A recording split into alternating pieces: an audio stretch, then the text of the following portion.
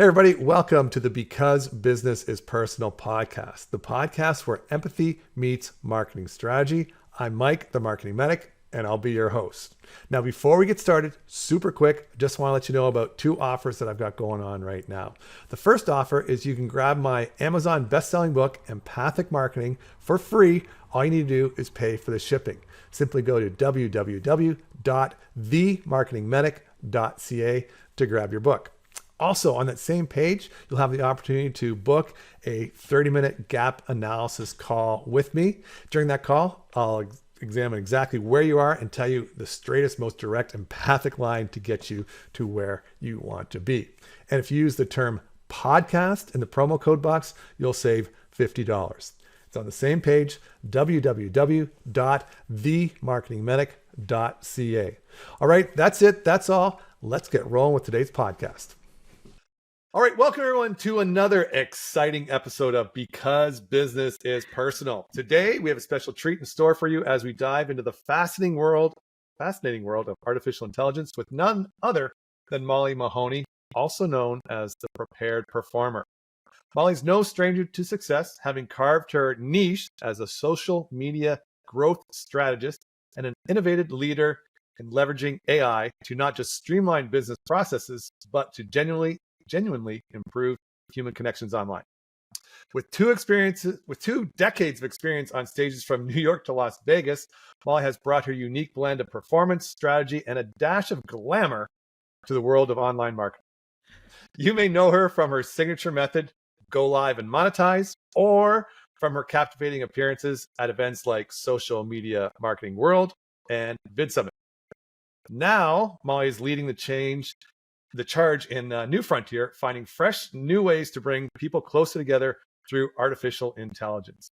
A true pioneer in authentic video content, social content strategy, and organic social media marketing, Molly's influence reaches far beyond the screen.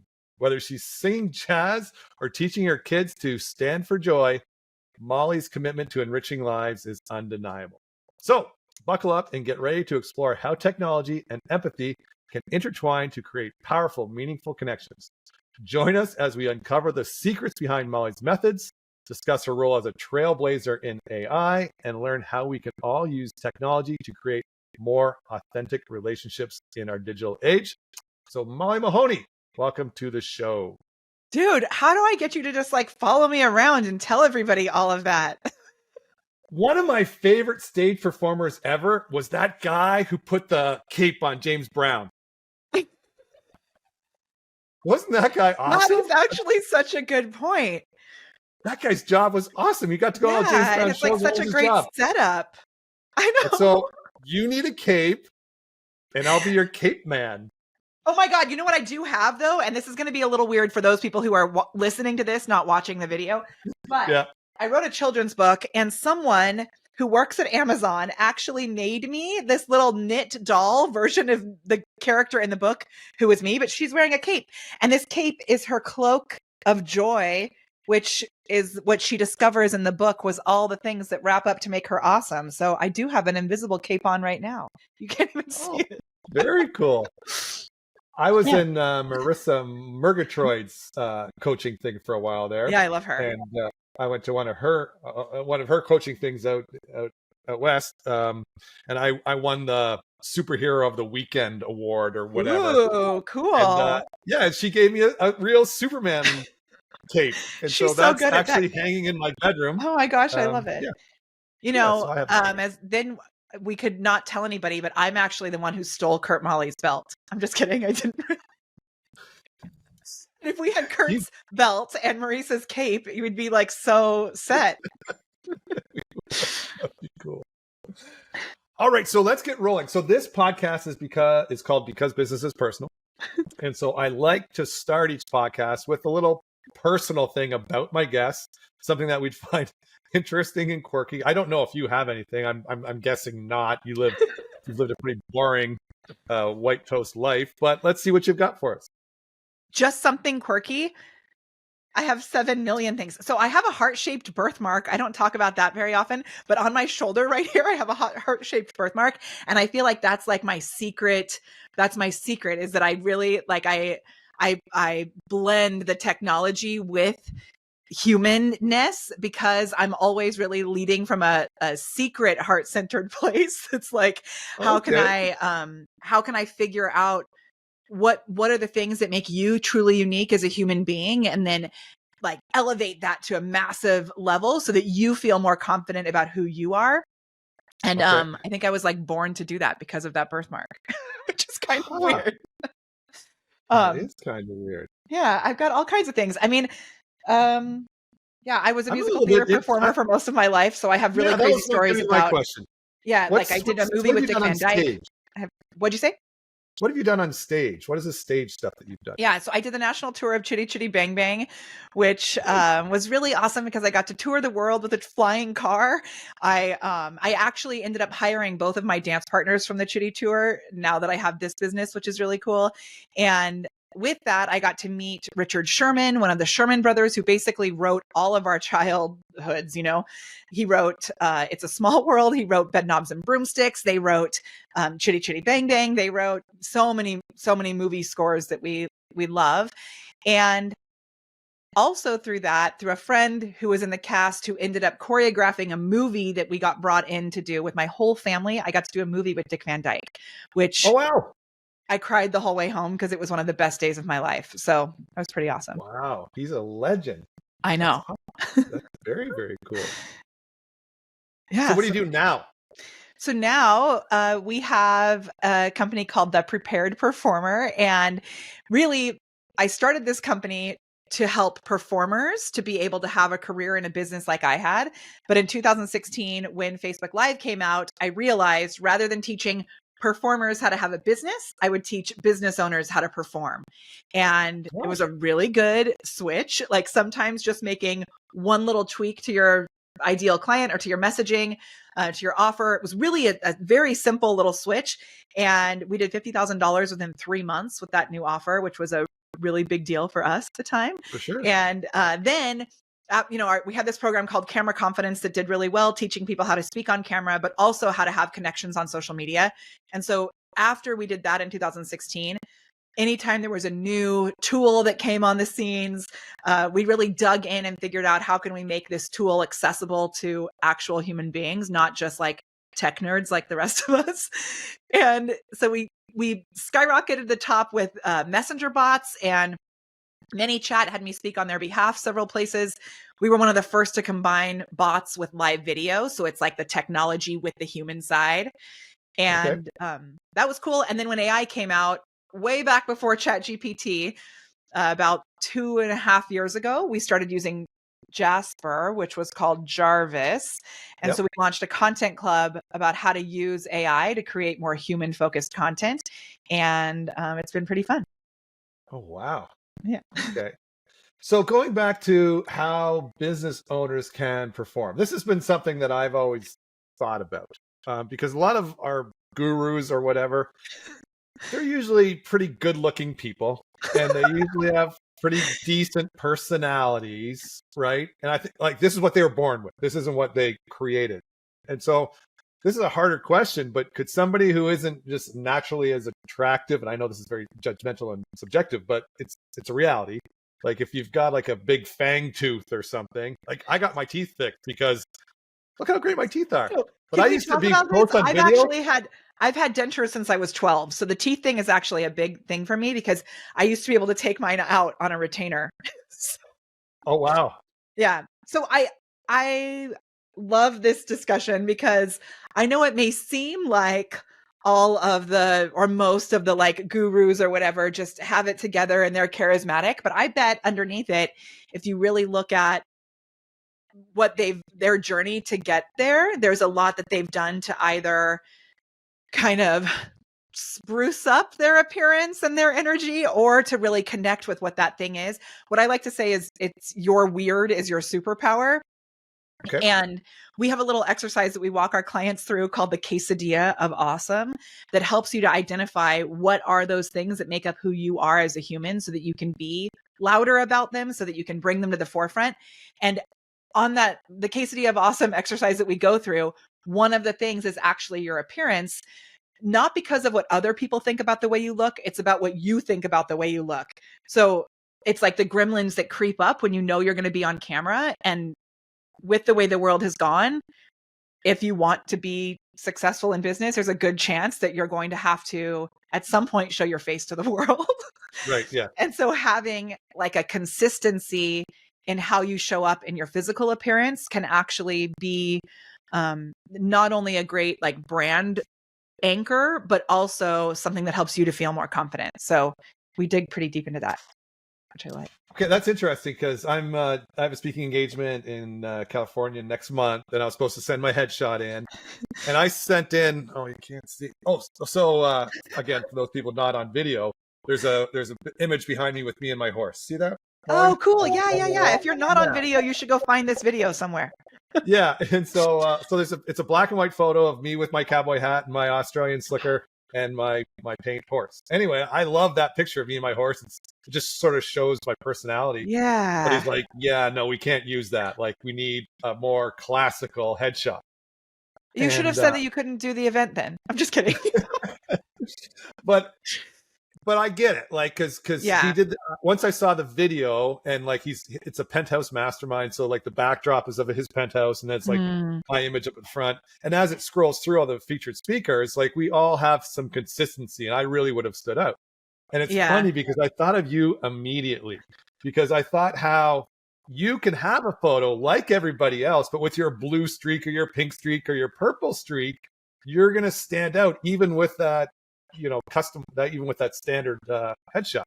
Yeah. Like, so actually that is a really good point, because I've had people come up to me in real life. Like, my goal is always that the way that I show up on camera, or the way that our clients show up on camera, is the same as who they are in real life. So a cowboy hat could be something that's like that, which is obviously a little bit bigger, that may not fit right in a headshot. But like glasses, and I know you may not wear giant earrings, but for me, I always wear really big earrings. And then the thing with my hair actually happened because I was starting to go gray just in like one stripe of my bangs. And I had, when I was pregnant with my kids, you aren't allowed to, well, if you're like following all the rules or whatever, you're not supposed to dye your hair because of the chemicals. So once I was able to dye my hair again after having kids, I added some color back into it, like green and whatever. I like bleached and did like color streaks just to be like a rock and roll mom or something. Yeah. But what I realized was that this gray stripe for me on camera, it looked like I had like a big bald spot just in the corner because I was dyeing the rest of my hair except for the gray. The gray area would grow in right there. And I was talking to my hairdresser and I was like, this is really causing me weird issues on camera, because I kept seeing it. Not that anybody else cared, but it was bothering me. And so we decided to bleach it right where the gray was, and then start adding some color there so that it was like intentional. And then when the gray grew in, it would be fine because it would grow into the color. Well, in 2020, when most people stopped going to the hairdresser, I let all the gray grow out. So now I have gray like throughout. I've got silver, tinsel throughout my hair. But I just continue to put color over where I'm gray. And then as it fades, it's like this watercolor blue. Which you don't have to have blue hair to be able to stand out. But if you can find something as simple as like wearing a black V-neck, right? It can be a consistent thing that you do across the board and bring in that confidence for yourself, and then also the consistency in the look. Well, I'm a paramedic by trade. Ambulance colors are blue, which I thought was so cool. Right? Ambulance colors are usually blue and orange. And what am I wearing right now? Like blue and orange. See? Yeah. So I've always got the blue Columbia shirt on, and then quite often I'll have my marketing, be like Superman, my marketing medic shirt on. So awesome. Underneath. Yeah. So that's and that's one of the things I liked about being a paramedic, as opposed to like when my wife would go to work, is I knew what I was wearing every day. Like I put on my uniform, right? And every day my wife's like, "Oh, what am I going to wear?" I'm like, "Well, just put on your uniform." We can create our own uniforms. It's like, it's also the decision fatigue thing that, they talk about, like Steve Jobs or whatever. Like, it's, if you have all these different options to choose from, my entire wardrobe matches my brand. So I don't have to worry about that. Most of it is black V-necks. Okay. And sparkle pants, to be very clear. Black V-necks and sparkle pants. That's my uniform. Well, I was most excited to talk to you because I am doing a lot of AI. I think I'm doing a lot with AI, but I'm sure I'm just at the remedial level. I'm getting really good at the remedial level stuff, but I think that's what most of us want to hear about now. And so, what are your biggest what are you using AI for now? No, that's not what are you using it for? What should the most people be using it for? That'd be a better question. Yeah, man, there's so much that we're doing. And I really do think it kind of feels like everyone is an AI expert now because we're all jumping in and playing with it. And I will say that the fact that we've been doing what we've been doing for about 2.5, coming on 3 years now, I am just so grateful for the depth of time that we've had with these tools so that we can start getting better at how to start the conversation with them, because it's really like, obviously, just like anything, what you put in is what you get out, right? So that's a big piece of it, which is how you prompt these tools. But also, as the actual tools themselves have changed, it's like, how can we integrate this into everything that we're doing to save us time, to save us money, to spark creative ideas and jumping off points, and really to give us more of a deeper human connection. So two really big things that we've been doing that have had amazing results for our clients are making sure that you actually figure out who you are and what you stand for, and the clear messaging, which you can use AI to help you come up with this, but you really, really get clear about who you are, who your company is, what your offers are, and you feed all of that into whatever AI assistant you're using, whether it's ChatGPT or whether it's Claude, any of those things. And there's a couple of strategies we do that I can share with you. But so that you really, what we call this is seasoning your AI assistant. And it's a nuanced thing because some people think, well, I'm just going to give it my bio and I'm going to put in my offers, but there's so much more to who you are. I was sharing at an event recently that this concept of the quesadilla of awesome, that concept came from the idea that everyone has something that makes them uniquely awesome, even if it's just that you make an amazing quesadilla. And so when we figure out your recipe, getting all of that into place, even the appearance piece, putting all of that into ChatGPT so that it starts to understand not only, your audience pain points and not only the solutions you provide, but the things that make you weird. And one thing that we love to talk about is what are the tickle points of your audience members? So like the things that make them laugh. Okay, so, cool. Yeah. I feel like I just gave 20 run-on sentences. So that's one piece of what we're doing. Yeah, but we can get it narrowed down because I saw a post you did on LinkedIn last week, which is your business stinky? Now, how, and I know the answer because I read your post, but others might not have. So how can AI make your business stinky?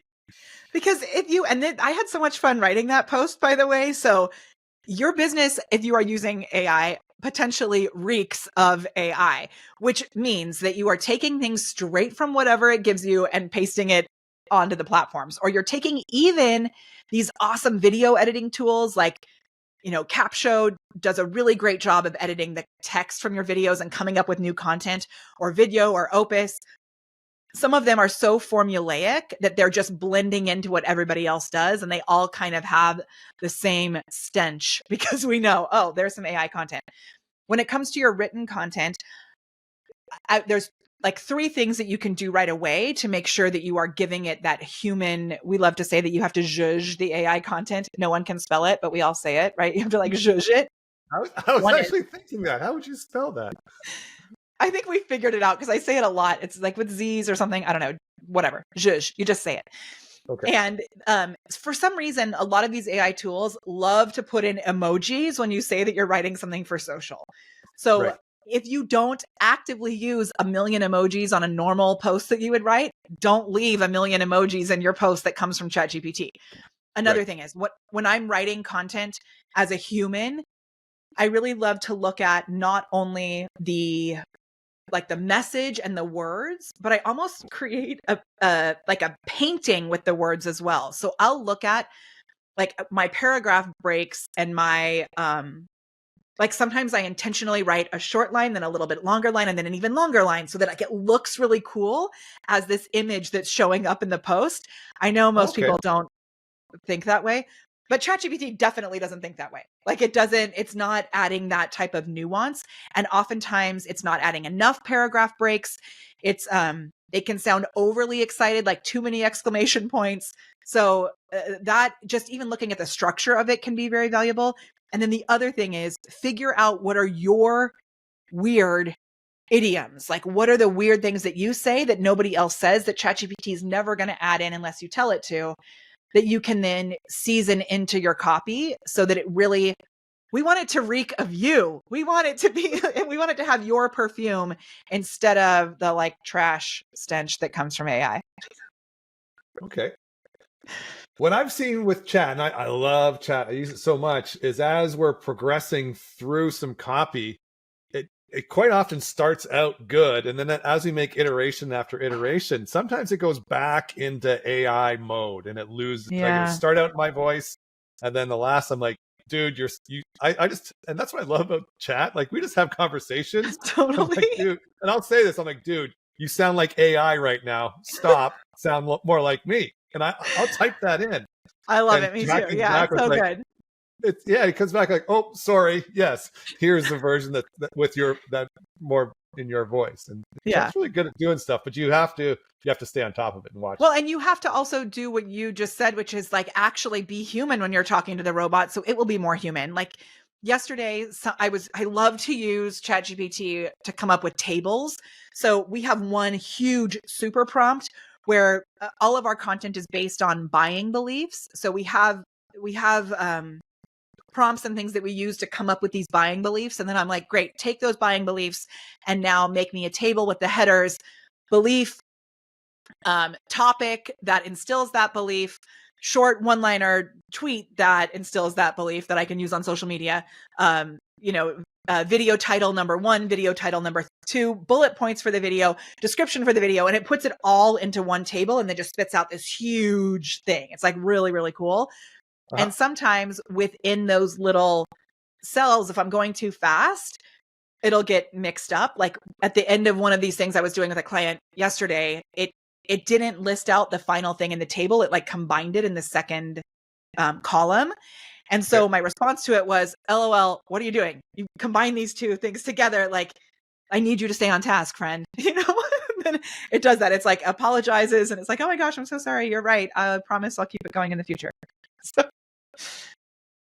What's I like about AI? Well, again, I say AI, but it's mostly just chat that I use. But so I got a friend. He's in the Canadian. I'm in Canada, Canadian government, and he's like, Mike, there's some really cool positions that I think you'd be perfect for in the public sector as a consultant, and it's great pay. And I'm like, okay. He's like, so I can get you in. Like it's one of these clubs, right? Like totally. You need to be in the club. He's like, you just need somebody who can get you in the club. And so he's like, I can get you in the club. I'm like, okay, cool. He's like, but we need your CV. So oh my God, my CV is like 20 years old, right? Like for my last job, but I've done lots of stuff since then. Anyway, so I rebuilt my CV, and he's like, nah, completely wrong. Like everything you've talked about is private sector stuff. I'm like, that's because that's the only thing I've done. He's like, and he explained how I need to tweak it to be public sector and all this stuff. So actually, I just copied and pasted what he said to me. I put it in chat. I'm like, this is what my mentor said is wrong with the CV. Can you implement what he said? Yeah. And it did. And it was, man, it's so cool. It's so cool. Yeah. I also, I didn't know what he was talking about. What'd you say? I didn't know what Joe was talking about. Oh, you didn't? Say it again. I didn't know what Joe was talking about. When he gave me the direction, I'm like, this doesn't make any sense to me at all. Like, how can I turn my private sector experience into like something the public sector is looking for? I didn't get it. But chat did a great job. And so I fixed it. I sent it back to Joe, and he had a couple more tweaks, which again, I just copied and pasted, and chat fixed it for me. You know what else I really love about that is that, yes, ChatGPT did really awesome things there, but you needed the human to review it from that internal aspect, like the mentor to give you that guidance in the first place, and then use ChatGPT to do that implementation of it. Right. Which is really cool. But the coolest part, this is the coolest part of the situation. So I imagine instead of using chat, I was using a person to help me translate my private sector. Okay, yeah, like an assistant or a copywriter. Yeah, somebody who had experience, like a paid consultant that I hired to do that. So if I was doing that, the last thing I said to chat is like, okay, it's done. If I don't get the job, it's your fault. That's what I said to chat. Now, if I would have said that to like 10 different consultants, how many of those consultants would have laughed back at me, and how many would have said, listen, I helped you with what I needed. Like, getting the job is on you. Buddy. That's what a human would have said. But chat's that LOL, I'll take that responsibility. It's like, oh my God. But you know what that is? That's the energy that you've put into it. So that, I spoke at Perry Belcher's AI Bot Summit, the first one that he had, the AI Bot Summit West. And one of the things that he was saying is that he yells at his AI assistant. He's like, yeah, I'm like, no, F that. That's not what I wanted.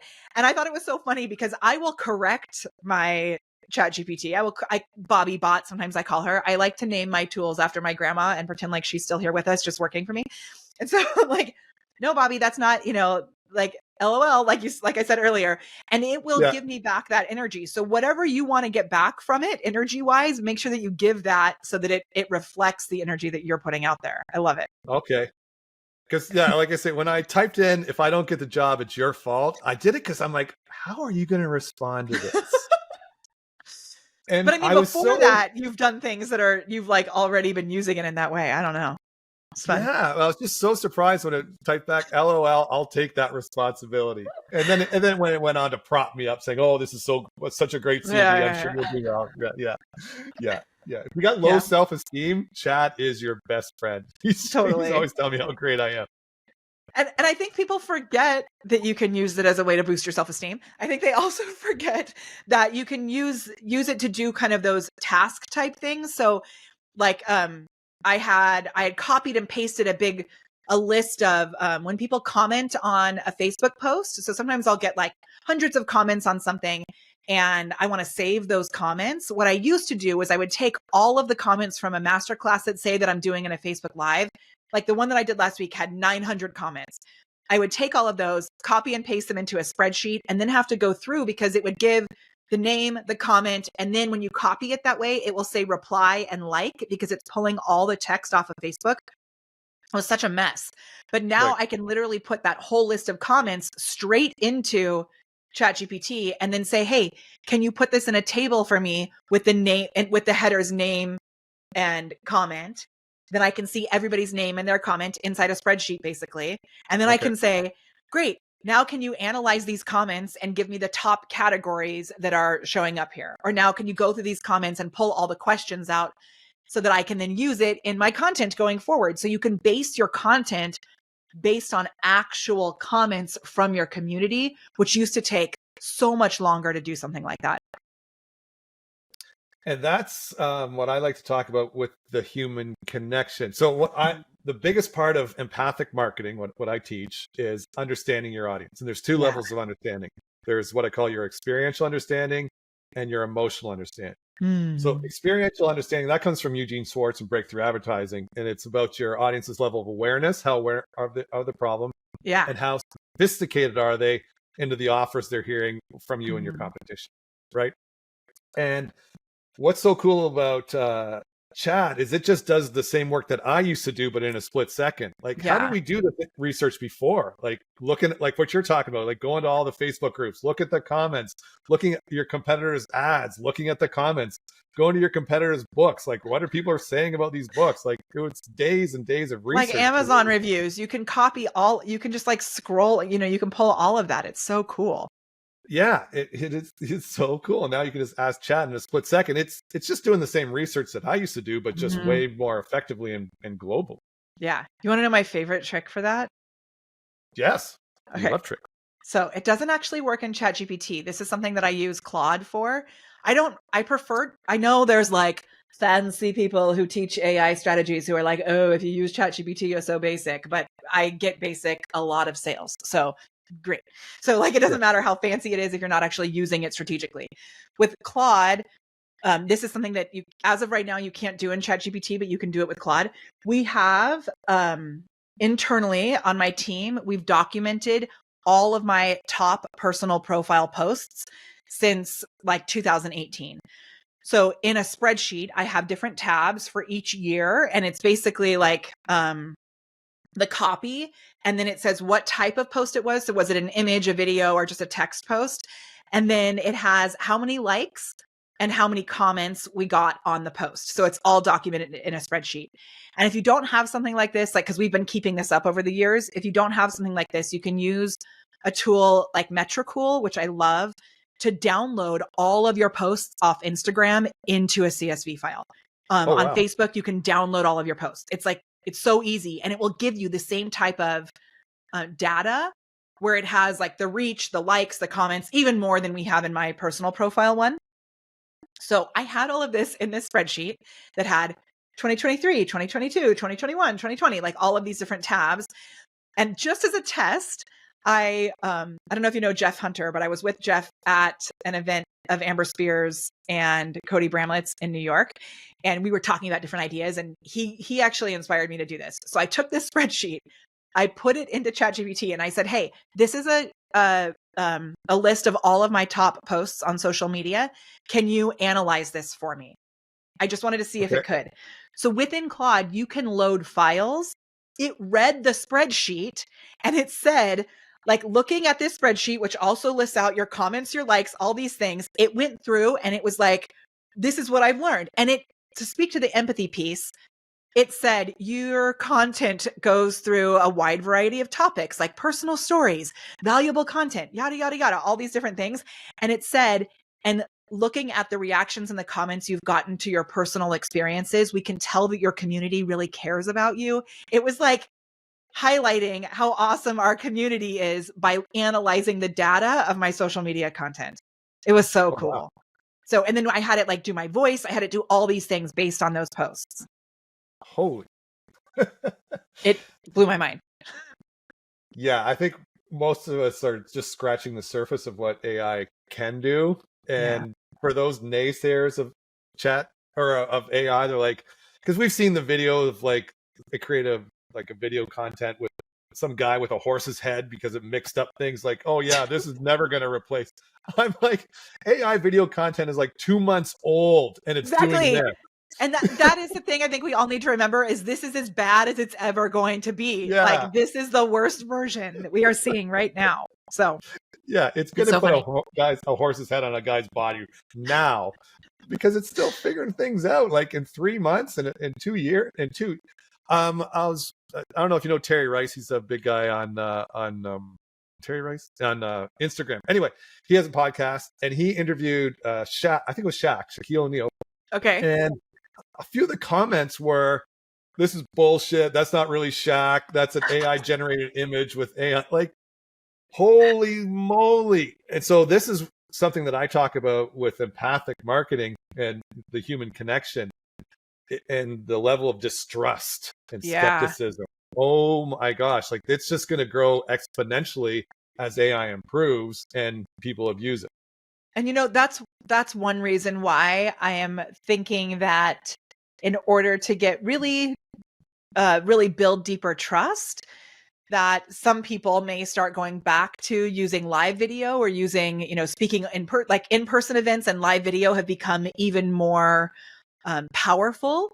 I think a lot of us have moved away from live video because it's not getting the same amount of reach that it used to get organically. But if you do things that are actually live, or you're doing things in person where it's a real person there, right? I always like to say you can see like the back of someone's head, right? There is, there's a difference when someone leaves a comment and you respond to it right away because you're a human. Now, eventually, I'm sure there will be AI syndicated, you know, robot videos that can actually respond to comments. But at this point right now, the more real we can actually be in our content and then use the AI to make it more fun or more interesting, that's where that differentiator really comes into place. Oh, very cool. Something we talked about a couple minutes ago was just the how AI props you up. And this is, I think, a technique that some people have to remember when they're using chat or any of them, is to tell chat, I don't want you to support what I'm saying here. Like, yes, because you want to make sure that it's actually looking at, like, giving you real constructive criticism also, not just telling you things are great because it wants you to feel good. Yeah. Yeah, because I quite often, and I think this comes from being empathic, and I'm always thinking about what the other person hears or sees or does from me. And I do the same thing with chat. So when I type something in, I'm like, I have this idea. I don't want you to I just talk to it. I don't want you to blindly support this idea. Look at it critically and let me know if it's worth pursuing. But if you just say, I've got this idea, chat is going to say, that's the best idea ever. That's such a good point. Supportive. Yeah, totally. So you have to be careful with that, I think. So what is one thing that our audience can start doing today, to implement today, that will dramatically move the needle today? Yeah. So when it comes to AI, I think there's a lot of really cool things you could do. And I'm really good friends with Scott from Samcart. I don't know if you know Samcart. I love Samcart. And Scott Scott Moran is one of my good friends. And I heard him say this, which he said, there's a lot of things that give you that dopamine rush and that like, whoa, that's so cool. But are they actually making you sales? Are they actually effective in moving the needle? So I think it's great that you're asking this question. So I think, can I give you two things? Is that okay?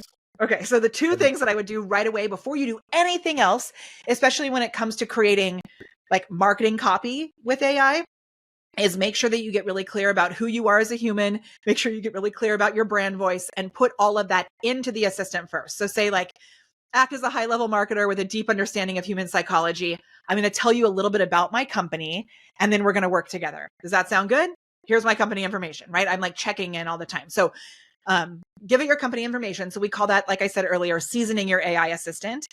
And then the next thing that I would do, which... Oh, can I just hop in for a sec? Yeah, totally.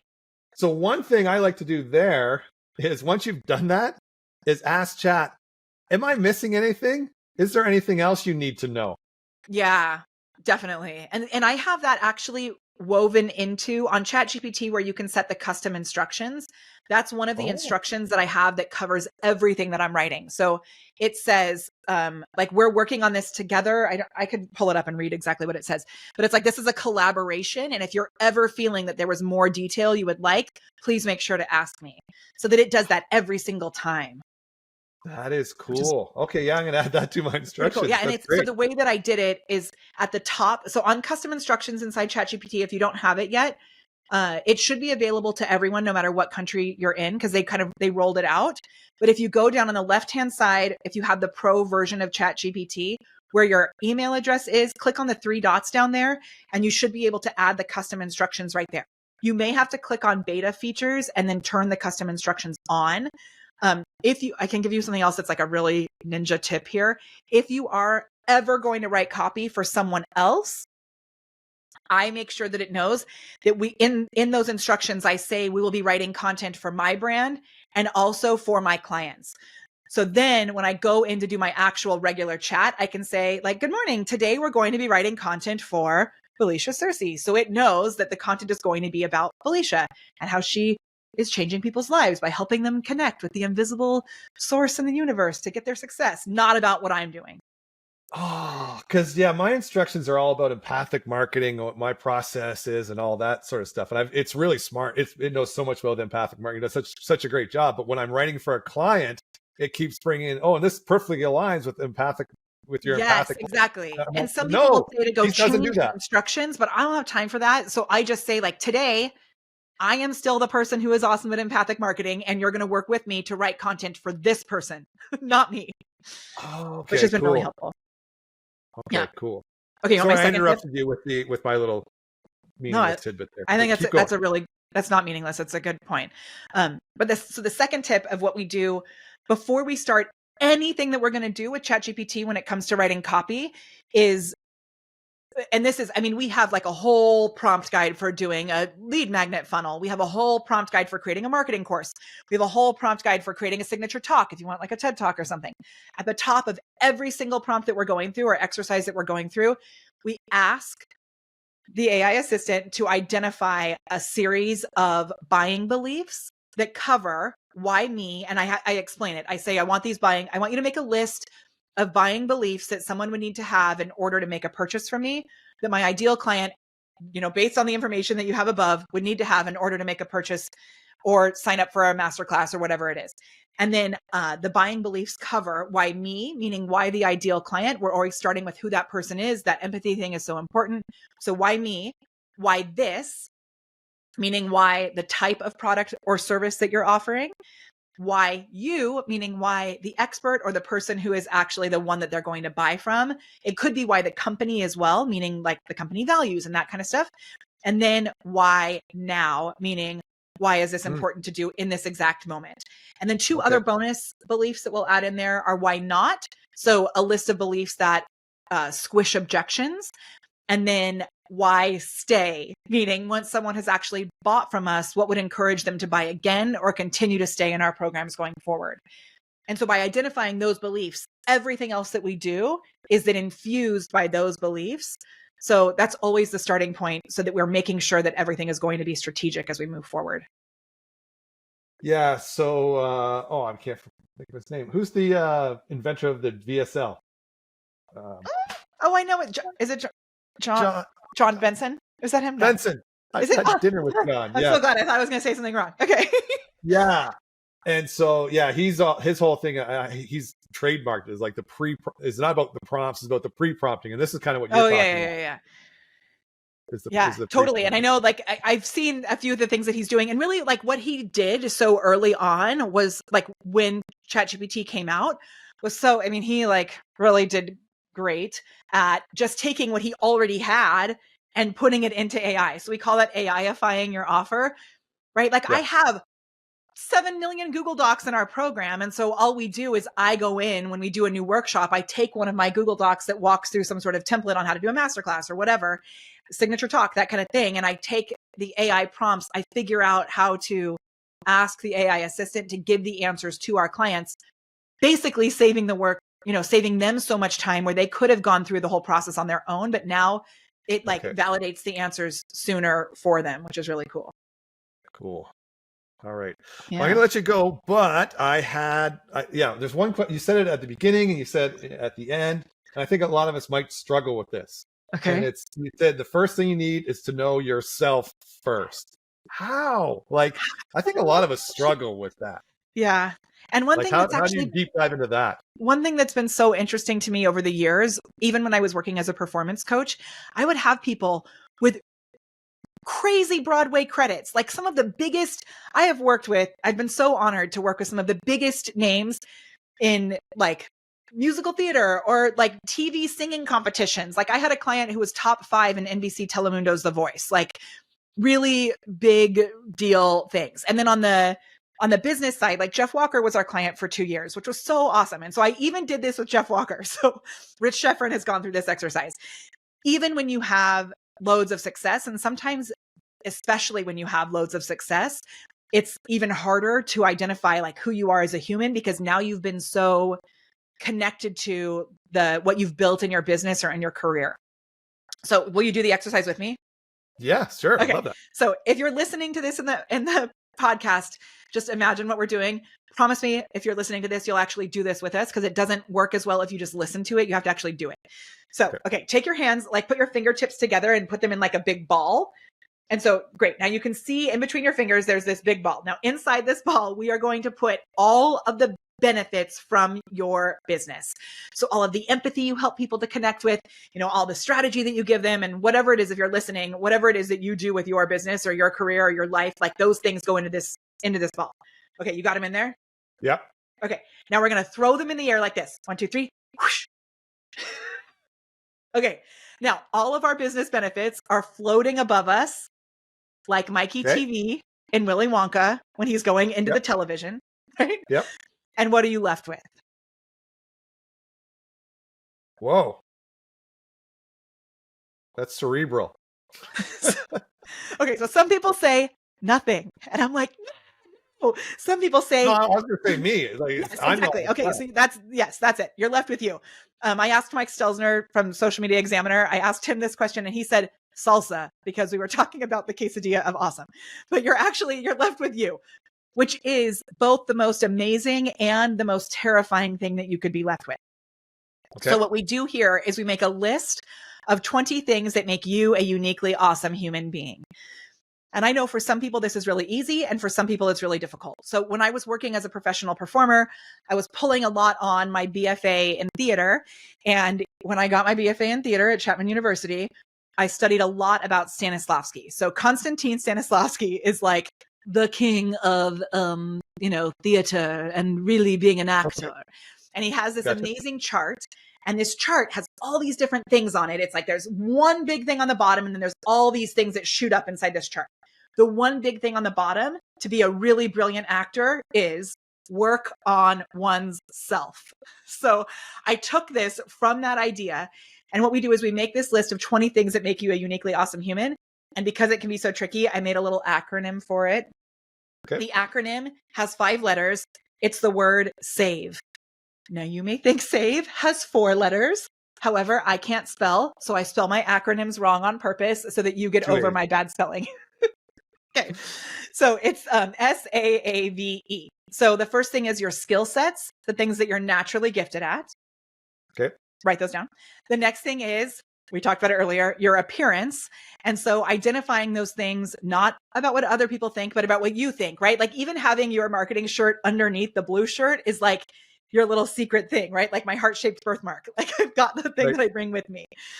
So that's your appearance. Then the next thing is your activities. So these are the things that are separate from your business, like horseback riding or golfing, knitting, crocheting, those separate things. This is what helps you to connect with humans without being a salesy weirdo.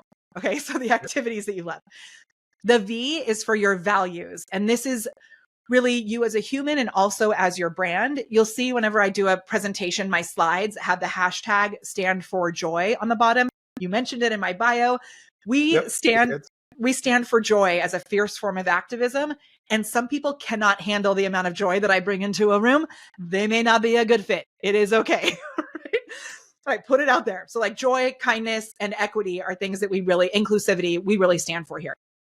Not everybody likes that. And that's okay. They can go somewhere else. Okay. And the final one, and I'm going kind of quick because I know we're running short on time. The final thing is things you like to eat. So, oh, really? Yes. I wasn't expecting that one. Okay. So this is like my biggest tip, which always blows people's minds. So the things you like to eat, and I have something really cool. So if you go to, this works really well on Facebook. It can work on LinkedIn, but it's best on Facebook, on your personal profile. And you write these 5 words, Brussels sprouts, yes or no. You are going to unlock all sorts of organic reach. You're going to break the internet. Yes. You will break the internet. Yes. And it's still, I've been teaching this Brussels sprouts tip, I'd say for at least 5 years, maybe 6 or 7 years. And it still works every time. And it's worked so well. If you're watching this on a video, you'll see this. I've had 4 people send me in the mail the same dish towel that says, every day I'm Brusselen. Oh, nice. So when you find polarizing food like this that you either love or really don't like, and you weave it into your brand, it creates that stickiness so that people think of you every time they see that food. Oh, it's what Rachel Miller, one of my best friends, calls the common denominator. So it's that thing that's like, what is it that brings us all together? It actually may have been Rachel Peterson that calls it that, but she's a really good friend too. One of the Rachels calls it the common denominator. And I just love that because it allows us to talk about human stuff to get the conversation going. And then we can take it toward a business path from there. Wow. Cool. I asked you for one thing that would move the needle like 10 minutes ago, and you've given us like 10 things since then. So this is the best conclusion ever. And that whole thing, once you have that quesadilla of awesome, what we do is once you've made that list, you take your fingers and you tap your fingers on your chest. So you do this kind of like a little pitter patter of rain on your chest. Okay. And then we're going to do the money dance. Will you do the money dance with me? Sure. Okay. So tap your fingers on your chest, and then you're going to move your shoulders around like this. Just going to move your shoulders, move your whole body. And then you're going to go, I can't do that. That's crazy. Promise you it makes things better. As a vocal coach, I taught my students that our sound comes from our whole body. Like you can take a tuning fork, put it on your knee, and you'll hear it because our body takes the sound. So when you're brave enough to like, and let the vibration go through you so that you're bringing, this is going to be the best gift ever. So that you're bringing that into your work before you write, before you put anything into ChatGPT, tap into who you are as a human being, bring that quesadilla of awesome all the way through everything you do. I promise you it will help. Cool. What an awesome close. Now, if people wanted to reach out to you, contact you, learn from you, be a part of your world, how would they do that? Yes, so I have two, since I clearly am like over delivering on every question that you asked today. I'm giving you more than what you asked for. It's called a fire hose, but I have two options that would be really helpful for everybody here. We have an awesome human-focused AI newsletter. So it combines the top tips from the world of AI, the new strategies that are coming out, new tools, updates, with the genuine human stuff. It's the only human-focused AI newsletter on the planet.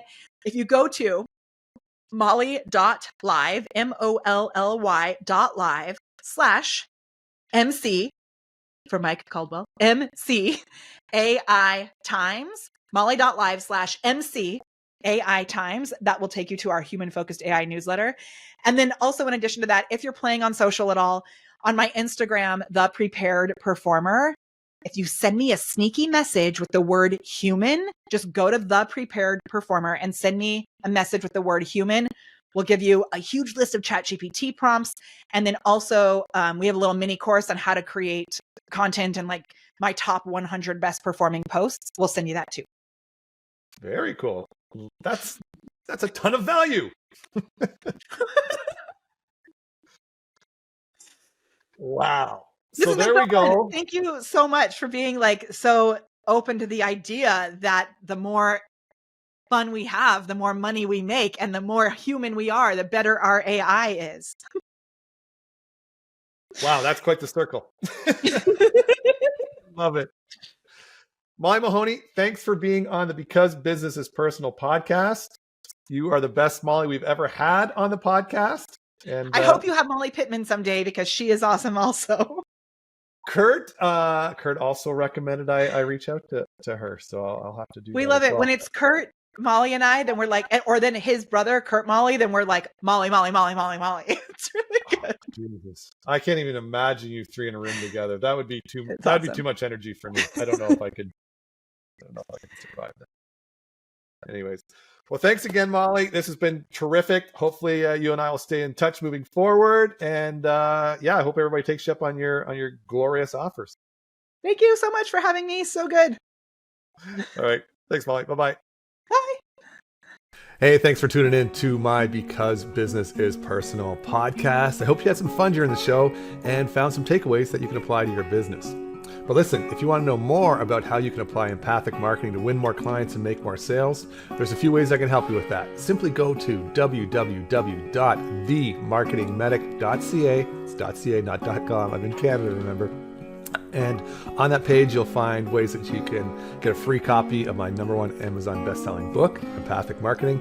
And there's also an opportunity there for you to get a 30-minute funnel fix. That's where I will go into your funnel, your entire marketing campaign, figure out what's working, what's not working, and what you should focus on next. So thanks again for watching. Make sure you subscribe or whatever you need to do to catch future episodes of this podcast. All right, talk to you next time. Bye-bye.